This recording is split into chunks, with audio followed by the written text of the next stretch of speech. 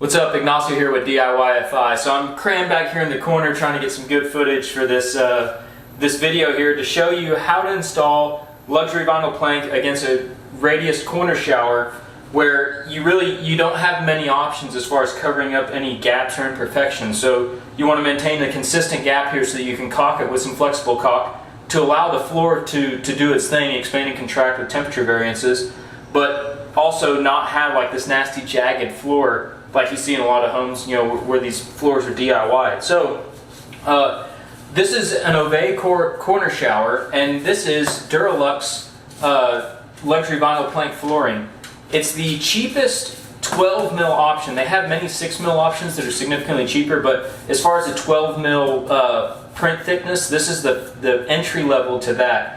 I found that it's very durable and everything, but enough about the product. Let me just show you how to install it, because that's what this video is really about. So I've gotten all the way around here, and these areas are pretty easy because you can just measure and or use your palm and kind of drive around and get a really nice fit. But here, this last plank is actually full length. The whole thing is going to be, has to be cut.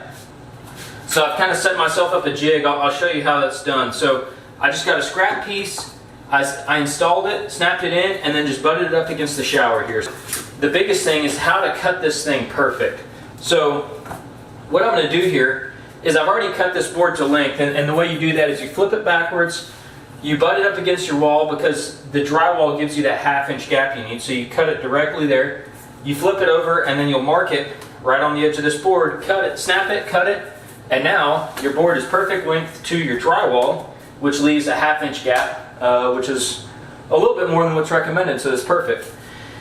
Or a little bit more than the minimum recommendation, which is perfect. So your next step is to line up your corners here, get it nice and crisp, like exactly where it needs to be, and snap it into your filler piece here. So now this board is sitting one board over from where it should be. The key here is to use another plank, keeping it square, and using this as your guide to trace. So I'm going to grab my Sharpie here. Let's see if I can get in this corner without blocking your view. So one thing you need to consider is that this little snap edge here is not going to be part of your calculation, so you need to offset your pen from there. So then we're going to offset the pen and maintain a square edge and just kind of guide this thing along all the way down your plank. And it's going to take a little bit of feel, but you want to just keep this square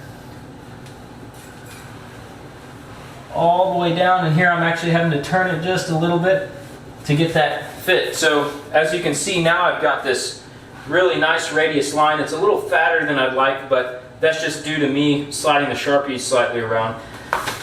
Alright, I've got this cut, and just so you know, I'm using a Milwaukee multi-tool here. It's an 18-volt model. Really, these things are perfect for this. This flooring is generally cut with just scoring it with a razor blade, but when you do these contours, it just doesn't work. So you have to have some sort of tool. You could use a jigsaw if you wanted, but then you risk kind of scratching your print if you jigsaw jags around too much. So I really like these multi-tools. You can drive them pretty well, and yeah, this is what I recommend for this type of job. Anyway, let's see how I did here. So we're going to pop our spacer out, and we're going to install this piece here, and look at that, almost perfect. It's a little too tight here, so what I'm going to do is I'm going to take my Sharpie and just go right along the edge here. Tip of this is about 1/8 of an inch, so that'll be really what I need. I'm going to come back and just trim that piece, and everything else has a really nice gap, so I'm pretty happy with that. Alright, so I'm going to trim this up, and that'll wrap this up. The rest of these panels don't have any obstruction, so I'm just going to run my pattern through, and we'll be wrapped up here in about 5 minutes. This really, when you have these cuts, it takes forever, but if you're just running floor planks on a pattern in a square room, it's pretty quick. Anyway, yeah, this is just my way of how I like to do these luxury vinyl planks around some awkward shaped obstruction. Y'all have a good day.